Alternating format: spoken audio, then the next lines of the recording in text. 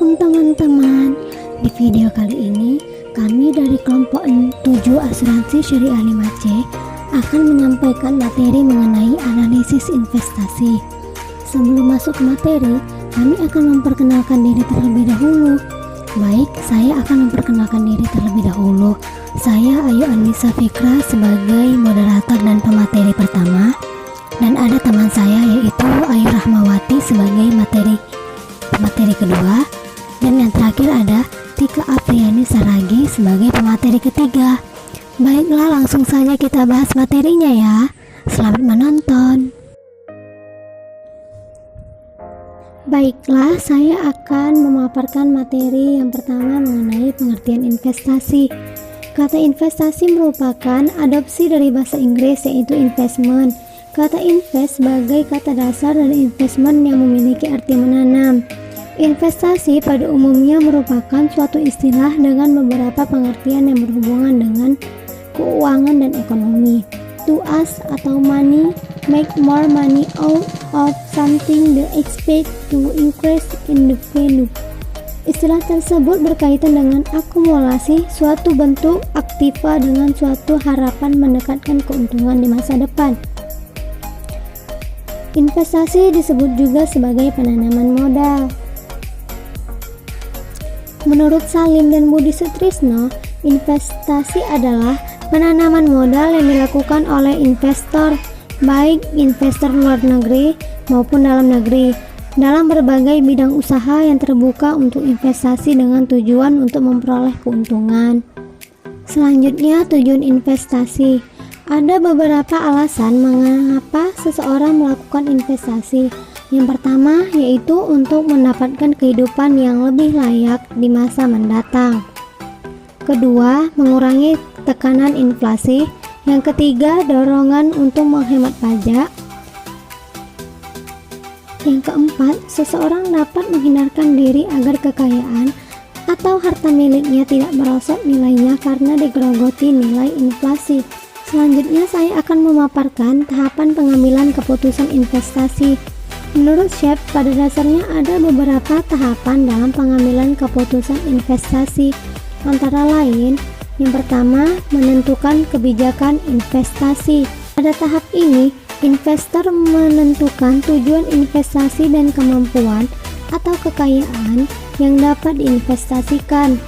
Yang kedua, analisis sekuritas. Pada tahap ini berarti melakukan analisis sekuritas yang meliputi penilaian terhadap sekuritas secara individual atau beberapa kelompok sekuritas. Salah satu tujuannya untuk melakukan penilaian terhadap tersebut adalah untuk mengidentifikasi sekuritas yang salah harga. Ketiga, pembentukan portofolio. Pada tahap ketiga ini adalah membentuk portofolio yang melibatkan identifikasi aset khusus mana yang akan diinvestasikan dan juga menentukan seberapa besar investasi pada tiap aset tersebut. Yang keempat, melakukan revisi portofolio. Pada tahap ini berkenaan dengan pengulangan secara periodik dari 3 langkah sebelumnya. Yang kelima, evaluasi kinerja portofolio. Pada tahap terakhir ini, investor melakukan penilaian terhadap kinerja portofolio secara periodik, dalam arti tidak hanya return yang diperhatikan, tetapi juga resiko yang dihadapi.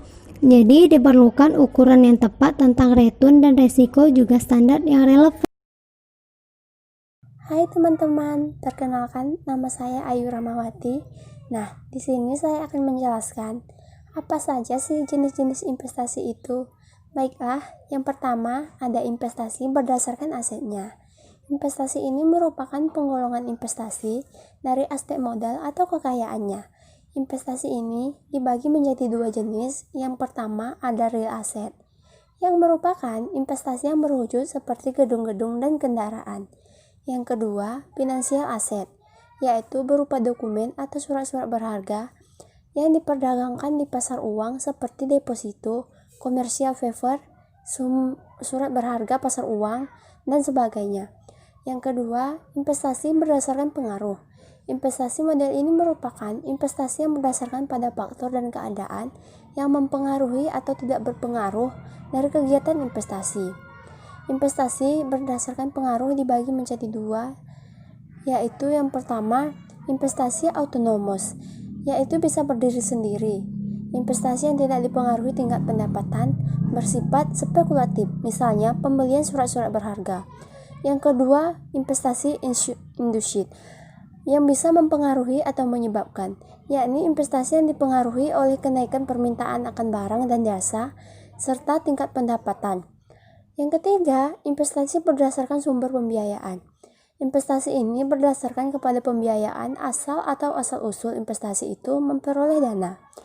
Yang keempat, investasi berdasarkan bentuk.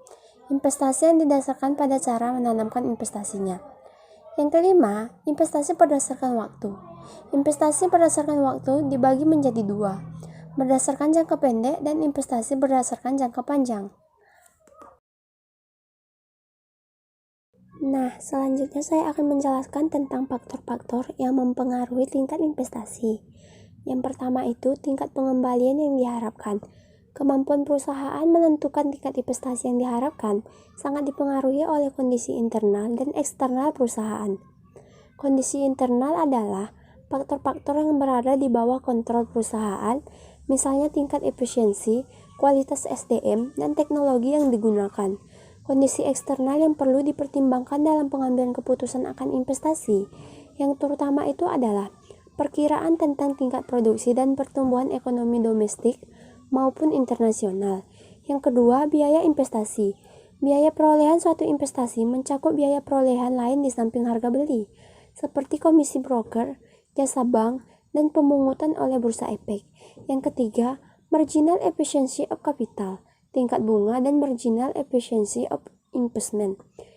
Yang dimaksud dengan efficiency of capital atau efisiensi modal marginal adalah tingkat pengembalian yang diharapkan dari setiap tambahan barang modal.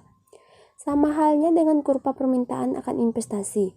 Kurva marginal efficiency of capital secara nasional dapat diturunkan dengan menjumlahkan secara horizontal kurva-kurva marginal efficiency of capital dari perusahaan-perusahaan yang ada dalam perekonomian. Tetapi ada beberapa ekonomi yang tidak sependapat dengan penurun kurva marginal efficiency of capital. Padahal jika permintaan barang akan modal secara nasional meningkat, logikanya tingkat bunga akan naik. Akibatnya, kenaikan permintaan akan investasi tidak sebesar kurva marginal efficiency of capital. Kurva yang lebih relevan adalah kurva yang marginal efficiency of investment.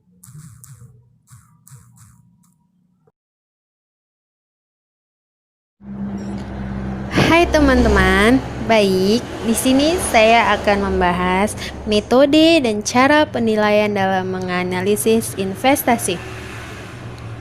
Nah, ada 5 metode dalam menganalisis investasi.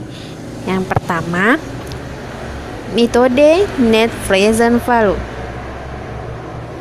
Metode net present value ini adalah selisih antara nilai sekarang dari cash flow dengan nilai sekarang dari investasi. Dengan metode ini, pertama yang harus dilakukan adalah menghitung present value dari penerimaan dengan tingkat discount rate tertentu. Kemudian dibandingkan dengan present value dari investasi. Nah, yang kedua itu ada metode payback periods, di mana payback periods adalah suatu metode yang diperlukan untuk menutup kembali pengeluaran investasi dengan menggunakan aliran kas yang diterima. Atau dengan kata lain, bahwa payback periods digunakan untuk mengukur lamanya dana investasi yang ditanamkan kembali seperti semula. Nah, yang ketiga itu ada metode profitability index, di mana metode ini menghitung perbandingan antara present value dari penerimaan dengan present value dari investasi. Yang keempat ada metode average rate of return, di mana metode ini menggunakan dasar laba akuntansi sehingga yang dipergunakan adalah setelah pajak dibagi dengan rata-rata investasi. Nah, yang terakhir itu ada metode internal rate of return, di mana tingkat bunga yang menyamakan present value arus kas keluar dari present value arus kas masuk. Nah, di sini juga terdapat kelebihan dan kelemahan masing-masing penilaian keputusan dalam menganalisis investasi. Nah, yang pertama itu terdapat metode payback period. Kelebihan dari metode payback period ini adalah mudah dimengerti, lebih mengutamakan investasi yang menghasilkan aliran kas yang lebih cepat. Beranggapan bahwa semakin lama waktu pengambilan semakin tinggi resikonya. Cukup akurat untuk mengukur nilai investasi yang diperbandingkan untuk beberapa kasus dan bagi pembuatan keputusan. Nah, terdapat juga kelemahannya, di mana kelemahannya adalah mengabaikan nilai waktu daripada waktu uang, mengabaikan penerimaan investasi atau proses setelah periode tercapai. Nah, yang kedua itu counting rate of return, di mana kelebihannya adalah sederhana dan mudah dimengerti. Metode ini menggunakan data akuntansi yang sudah tersedia sehingga tidak perlu lagi memerlukan perhitungan tambahan. Nah, kelemahannya tidak menghitungkan time value of money, menitik beratkan pada laba akuntansi dan bukan pada arus kas dari investasi bersangkutan. Nah, yang ketiga net present value, di mana kelebihannya memperhatikan nilai waktu daripada uang, mengutamakan aliran kas yang lebih awal, tidak mengabaikan aliran kas selama periode proyek atau investasi. Nah, kelemahannya terdapat memerlukan perhitungan cost of capital sebagai discount rate. Yang keempat, internal rate of return. Kelebihannya terdapat tidak mengakibatkan aliran kas selama periode proyek. Terdapat kelemahan juga memerlukan perhitungan cost of capital sebagai batas minimal dari nilai yang mungkin dicapai. Nah, yang kelima, profitability index, di mana kelebihan dan kekurangannya memperhitungkan nilai waktu daripada uang konsisten dengan tujuan perusahaan. Nah, kelemahannya dapat memberikan panduan dan pilihan yang salah pada proyek-proyek yang mutually eksklusif yang memiliki unsur ekonomis dan skala yang berbeda.